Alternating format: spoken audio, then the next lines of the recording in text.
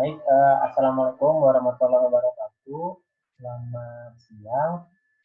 Pada kesempatan kali ini, kami dari kelompok 1 akan mencoba mempresentasikan tentang proposal proyek rancang bangun modul UKM pada aplikasi portal akademik STIMIK LIPMI. Kami dari kelompok 1 perkenalkan dulu, mungkin nama saya Bayu, kemudian ada Amalia Utami, kemudian anggota berikutnya ada Sutina Herman, kemudian ada Hasan Takim, dan yang kelima ada Binta. Nah ini foto kami ya. Nah ini Bayu, Hasani, Sutina juga dan Amalia paling kanan ya. Baik, untuk pendahuluan pertama-tama akan diterangkan oleh Rina. Pada Rina, silakan.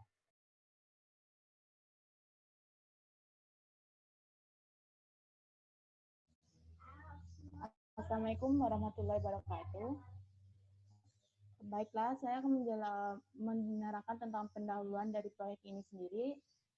Dengan semakin berkembangnya teknologi informasi dan sistem informasi dari waktu ke waktu akan mengalami peningkatan dan perkembangan yang semakin maju dan memadai, sehingga dapat mengakses informasi secara cepat, tepat, terkini, serta akurat. Lokasi objek proyek kita ini yaitu di kampus STIMIK LIPMI, adalah kampus swasta yang berlokasi di Jalan Insinyur Haji Juanda, nomor 96, Jawa Barat. Kemudian ada permasalahan dari proyek ini. Yang pertama, adanya kegiatan UKM di kampus STIMIK LIPMI seperti UKM basket, futsal, pramuka yang sudah melakukan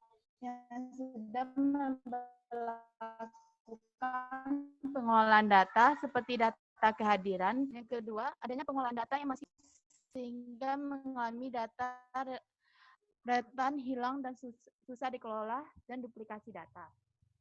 Yang ketiga, selain itu, data-data tersebut dibutuhkan untuk diproses di modul yang lainnya di aplikasi portal akademik STIMIK LIPMI. Maka dari itu, pada proyek ini akan menambahkan fitur atau modul UKM di aplikasi portal akademik STIMIK LIPMI yang harapannya data UKM dapat dikelola dengan mudah dan datanya terintegrasi dengan modul lain di aplikasi portal akademik STIMIK LIPMI. Dalam proyek kita ini, kita menggunakan metode model P, yaitu model pengembangan perangkat lunak yang didasarkan pada hubungan antara setiap fase pengembangan siklus hidup yang tercantum dalam model waterfall yang merupakan pengembangan perangkat lunak dan fase yang terkait pengujiannya. Tahapan pada P model ini dibagi menjadi 2 garis besar, yaitu tahapan verifikasi dan validasi atau testing. Kak, lanjut video slide berikutnya, Kak. Ini adalah gambar dari PIM model sendiri. Jadi ada beberapa keuntungan dari PIM model ini. Yang pertama, bahasa yang digunakan untuk mempresentasikan konsep PIM model menggunakan bahasa formal. Kemudian, meminimalisasikan kesalahan pada hasil akhir karena ada tes pada setiap prosesnya. Kemudian adanya penyesuaian yang cepat dan pada proyek yang baru. Kerugian dari PIM model kita ini, aktivitas PIM model hanya difokuskan pada proyeknya saja. Kemudian prosesnya hanya secara sementara, ketika proyek selesai, jalannya proses model dihentikan. Yang ketiga itu, ada metode yang ditawarkan yang terbatas. Kemudian toolnya tidak selengkap yang dibicarakan. Kemudian modul pengembangan. Modul pengembangan pada proyek kita ini ada modul pengelolaan kehadiran, modul keuangan, modul berita acara kegiatan, dan pengelolaan anggota. Selanjutnya, ruang lingkup. Ruang lingkup proyek rancang bangun model UKM atau unit kegiatan mahasiswa pada aplikasi portal akademik STIMIK LIPMI, yaitu merancang desain perangkat lunak modul UKM dan membangun perangkat lunak modul UKM yang memiliki fitur pengelolaan kehadiran, pengelolaan keuangan, pengelolaan berita acara, dan pengelolaan anggota. Kemudian produk sistem atau hasil pekerjaan. Hasil pekerjaan atau produk sistem dari proyek ini adalah yang pertama, akan ada modul atau fitur tambahan yaitu modul UKM. Yang kedua, akan ada user guide berupa dokumen cara penggunaan modul. Dan yang ketiga, tanggal 1 Maret direncanakan modul ini sudah di versi rilis 10. Kemudian di tanggal 2 Maret dilakukan integrasi dengan sistem yang sedang berjalan. Selanjutnya ada kebutuhan tim proyek. Jadi dalam proyek Steamik Litmi ini kita ada 3 kebutuhan tim proyek. Yang pertama itu ada Bayu Rimba sebagai project manager. Yang kedua itu ada Amalia Utami sebagai programmer. Yang ketiga itu ada Sukrina Herman sebagai sistem analis. Selanjutnya keunggulan sistem. Keunggulan dari pengembangan sistem ini, yang pertama itu meningkatkan pelayanan kepada mahasiswa Steamik Litmi. Yang kedua, memudahkan dalam pengelolaan kehadiran mahasiswa. Yang ketiga, memudahkan pengelolaan keuangan kampus Steamik Litmi. Dan yang keempat, memudahkan dalam memberikan informasi atau berita acara, kegiatan, dan pengelolaan anggota kampus Steamik Litmi. Kebutuhan perangkat keras, dikarenakan proyek ini merupakan pengembangan dari sistem yang sudah ada, atau menambahkan modul, maka tidak ada kebutuhan perangkat keras dalam proyek ini. Adapun tools yang akan digunakan dalam tim proyek dalam membangun aplikasi seperti laptop sudah dimiliki oleh masing-masing anggota tim proyek. Kemudian ada kebutuhan perangkat lunak pembangun sistem informasi. Di sini tidak ada kebutuhan perangkat lunak dalam mengembangkan sistem ini. Namun, tim proyek memerlukan akses atau remote desktop atau SSH ke server portal akademik Steamik Litmi untuk memperoleh source code existing agar dapat kami kembangkan. Dan untuk menginstal modul KM yang akan dibangun oleh tim proyek. Berikut ada penanggung jawab. Di sini penanggung jawab sendiri, salah satu contohnya Bayu Rimba sebagai manajer proyek, tugas dan wewenangnya bertanggung jawab terhadap pelaksanaan proyek, mengatur jadwal proyek, mengatur jalannya proyek, menghitungkan biaya dan risiko proyek, dan bertanggung jawab atas kelancaran pada fase user acceptance test atau UAT. Kemudian Sukrina Herman atau sistem analis, tugas dan wewenangnya menganalisa user dan sistem requirement, merancang dan mendesain modul yang akan dibangun, kemudian mendokumentasikan modul yang akan dikembangkan. Kemudian ada Amalia Utami, programmer, mendesain skema basis data dan mengimplementasinya, mendesain tampilan user interface berdasarkan user dan sistem requirement, kemudian menulis kode program untuk pengembangan modul berdasarkan rancangan dan desain yang dibuat oleh sistem analis. Kemudian melakukan pengujian atau unit testing terhadap modul yang sudah dibangun, serta melakukan instalasi atau deployment modul yang sudah dibangun ke portal akademik Steamik Litmi. Selanjutnya akan dijelaskan oleh Kak Amalia Utami. Ya, baik. Sekarang saya akan mencoba menjelaskan tentang work breakdown struktur atau biasa disebut WBS. Di sini kita ada 5 tahapannya. Kalau ditambahkan 0.0-nya ada 6.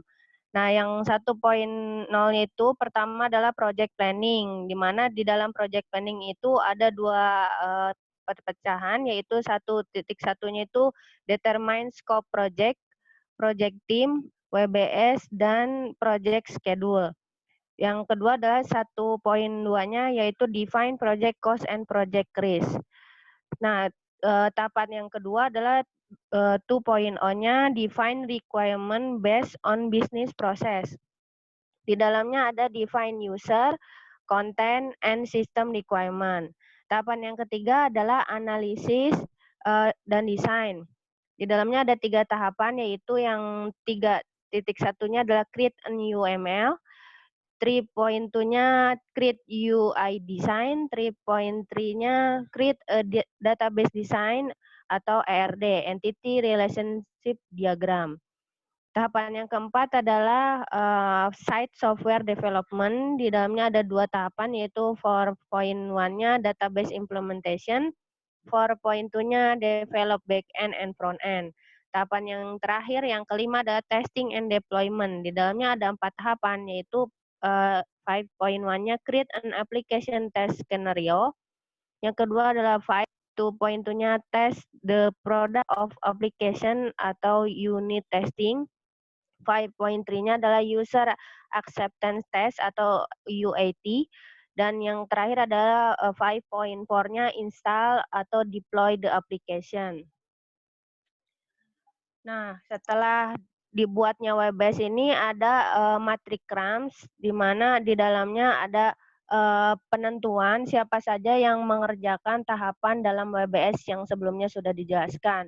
Untuk poin 1.1 yang determine scope project team, WebBase and project schedule ini dilakukan oleh project manager, di mana waktu yang dihabiskan adalah 1 hari. Dan PM ini sebagai leader. Untuk 1.2 define project cost and project risk ini dilakukan oleh project manager, dilakukan dalam 1 hari dan dia berlaku PM untuk sebagai leader. Tahapan yang kedua adalah define requirement based on business process.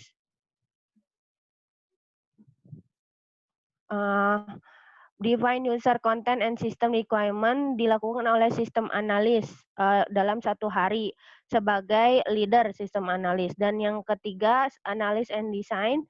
3.1-nya create in UML itu dilakukan oleh sistem analis juga, yaitu dalam waktu 3 hari, di mana di dalamnya dia berlaku sebagai leader dan kontributor.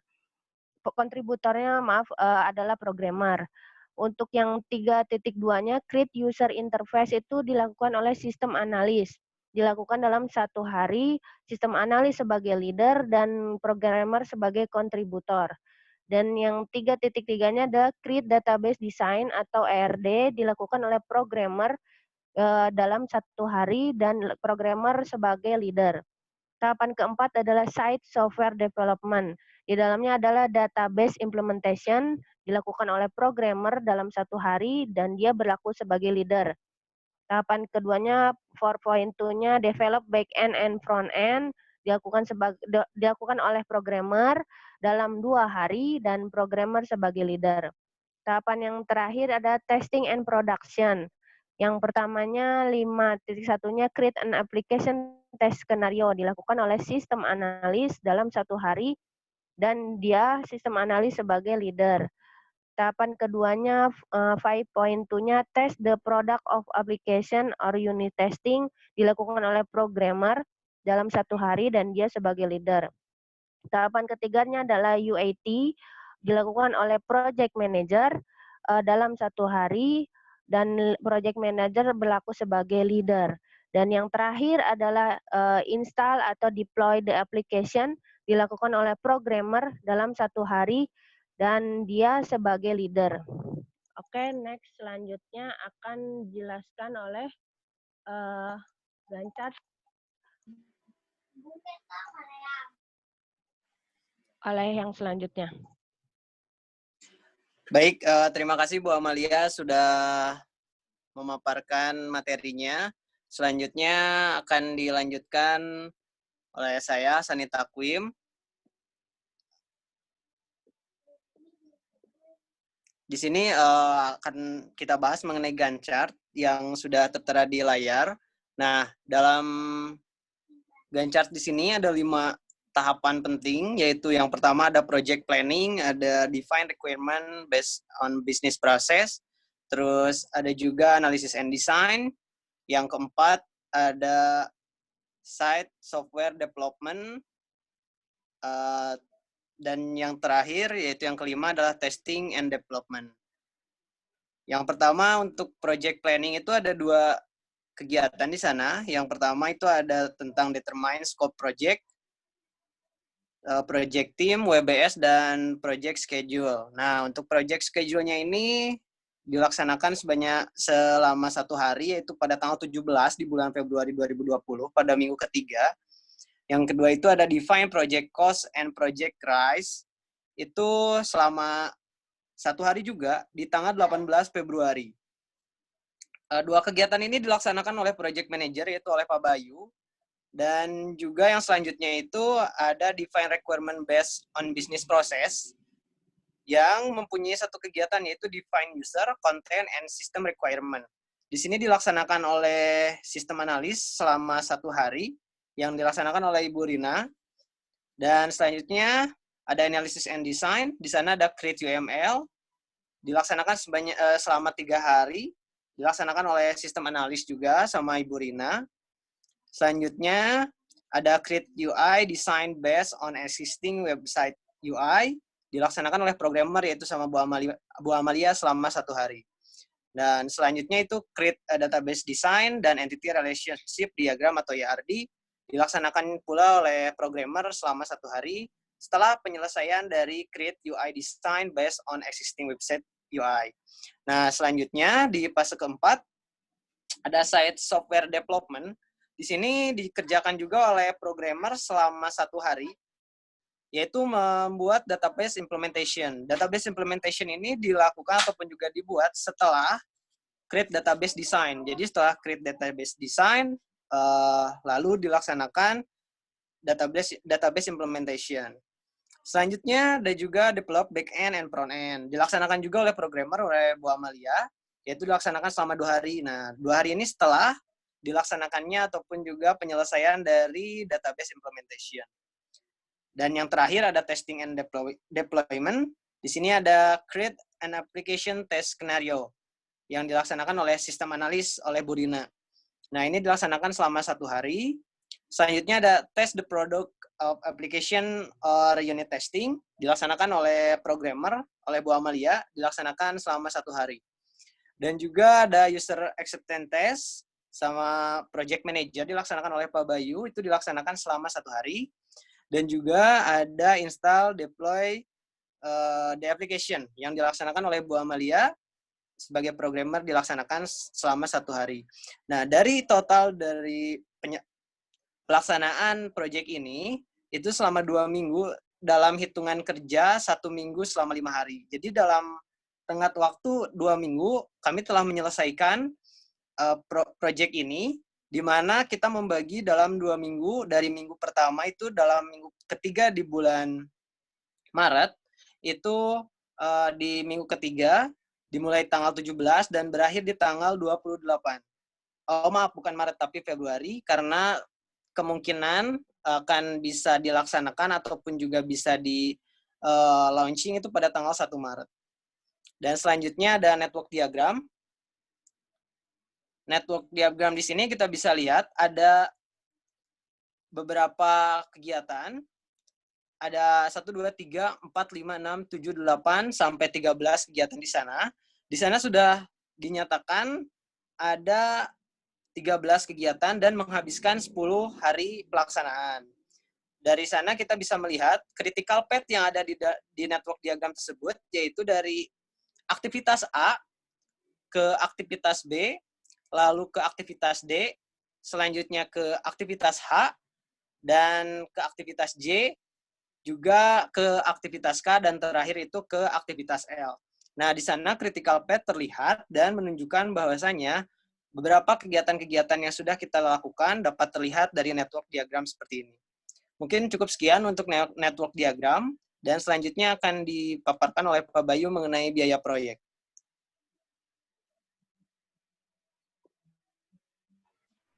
Baik, untuk biaya proyek, di sini dapat kita lihat di tabelnya secara keseluruhan garis besarnya ada 5 fase dalam pembangunan modul UKM di portal akademik STEMIC LIKMI. Fase yang pertama yaitu fase project planning, yang berperan atau yang bekerja pada fase project planning itu ada 1 orang, yaitu di sini hanya project manajernya saja. Kemudian untuk fase berikutnya, define user requirement based on business process. Di sini ada 1 orang juga, dan yang berperan di sini adalah sistem analis. Oh ya, saya maaf lupa. Untuk jumlah jam kerjanya, project manager pada fase pertama itu 16 jam. Kemudian untuk sistem analis, untuk jumlah jam kerjanya di fase kedua ini adalah 8 jam. Jadi kita bisa lihat tarif per jam untuk masing-masing peran project manager yaitu sebesar 275.000, sedangkan sistem analis itu 200.000. Di fase berikutnya, di fase ketiga yaitu ada fase analisis dan desain. Di sini yang berperan sistem analis dan programmer masing-masing, yaitu sistem analis bekerja selama 24 jam dan programmer bekerja selama 16 jam. Untuk programmer tarif upahnya per jamnya adalah 175.000. Di fase yang keempat, di sini ada fase site software development. Di sini hanya programmer saja yang bekerja selama 24 jam. Kemudian di fase yang terakhir, fase yang kelima, yaitu fase testing dan deployment. Ada 3 yang berperan, seluruh tim proyek berperan di sini. Yang pertama ada project manager selama 8 jam, sistem analis selama 8 jam, dan programmer selama 16 jam. Dari masing-masing peran pada setiap fase, jumlah jamnya nanti akan dikalikan dengan total jamnya, kemudian diperoleh subtotal per masing-masing peran pada masing-masing fase. Nantinya subtotal ini akan dijumlahkan sehingga dapat dihitung berapa total biaya proyek per fasenya. Di sini dapat kita lihat untuk project planning ini menghabiskan biaya sekitar 2,8 juta. Di fase yang kedua, di fase define requirement ini sekitar 1,6 juta. Di fase analisis 7,6 juta, site software development 4,2 juta, testing 6,6 juta. Sehingga keseluruhan biaya proyek yang dihitung menurut perkiraan kami adalah 24.400.000. Dan di kolom paling kanan kita bisa melihat porsi berapa persentase anggaran untuk masing-masing fase.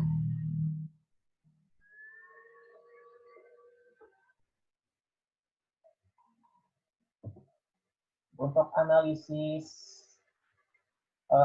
SWOT akan diterangkan oleh Rina. Kepada Rina, oleh Yunita. Kepada Yunita dipersilakan.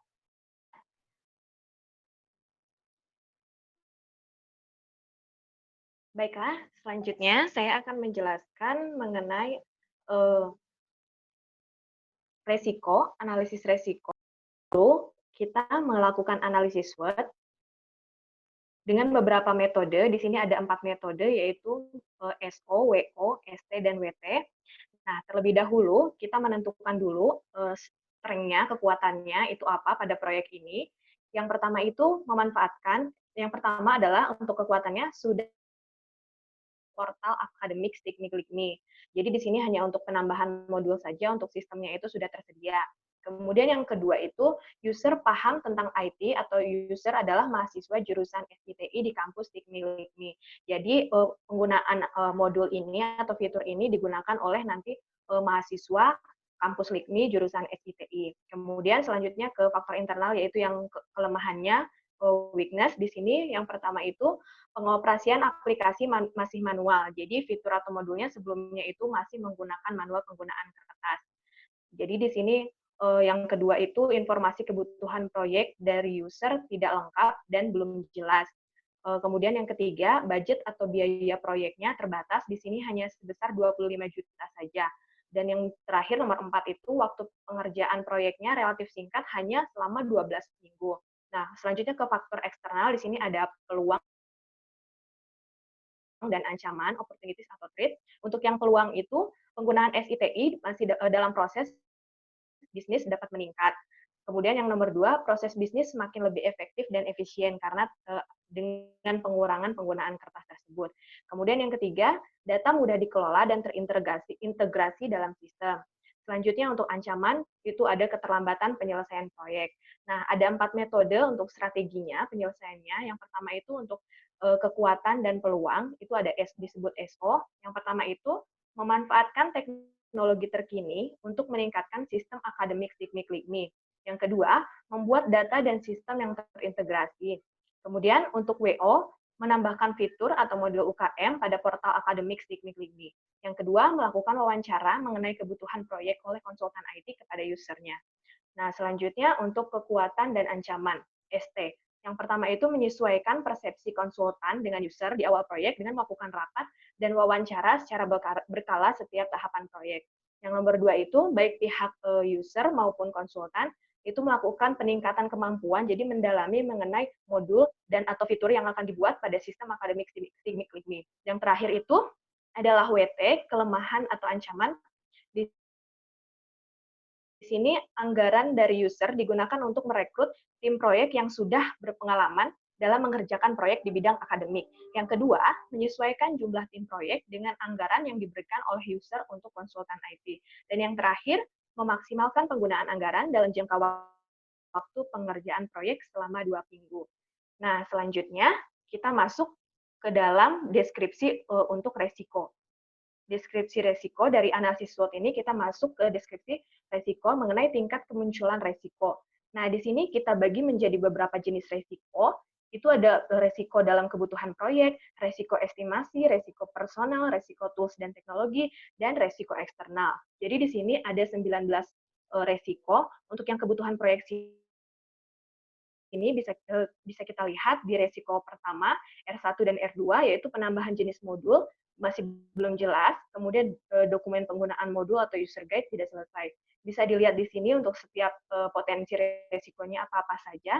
Kemudian kita di sini memberikan indeks tingkat kemunculan resikonya, yaitu low, high, atau medium. Di sini kita sudah buat untuk setiap resiko tingkat kemunculannya itu high, medium, dan low.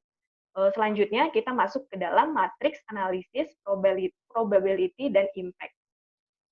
Nah, setelah dilakukan tingkat kemunculan resikonya apa-apa saja, kita masukkan ke dalam matriks analisis probability versus impact.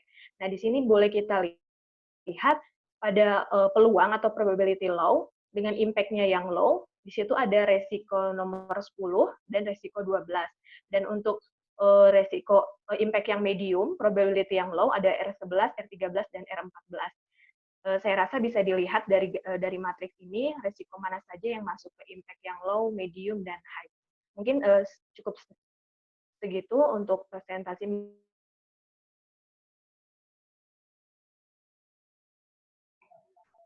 Baik, nah.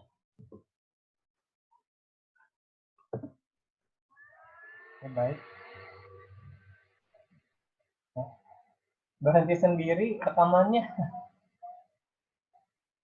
Masih ngerekam ya? Oke, masih ngerekam ya? Maaf, saya kira mati rekamannya. Baik, kurang lebih itu presentasi dari kelompok kami. Kurang lebihnya mohon maaf. Sekian dan terima kasih.